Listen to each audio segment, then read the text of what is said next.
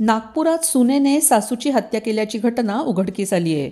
संपत्तीच्या वादातून सुनेने सुपारी देऊन सासूला संपवलं.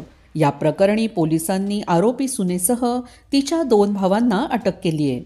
सुनेने चुलत भावांना 2 लाख रुपयांची सुपारी दिली होती. हत्येच्या 8 दिवसांनी हा सर्व प्रकार उघड झाला. 5 वर्षाच्या चिमुकल्या नातीने दिलेल्या माहितीमुळे या प्रकरणाचा उलगडा झाला. याबाबत मिळालेली माहिती अशी की सुनीता राऊत वय 54 वर्षे असे मृत महिलेचे, तर वैशाली राऊत वय 32 वर्षे असे आरोपी सुनेचे नाव आहे. अजनी पोलीस ठाण्याच्या हद्दीतील ही घटना आहे. पती आणि मुलाच्या मृत्यूनंतर मृत सुनीता राऊत या सून वैशाली आणि 5 वर्षाच्या नातीसोबत राहत होत्या. 28 ऑगस्ट रोजी हार्ट अटॅकमुळे सुनीता यांचा मृत्यू झाल्याचा बनाव सून वैशालीने केला होता. त्याच दिवशी सुनीता राऊत यांच्यावर अंत्यसंस्कार करण्यात आले.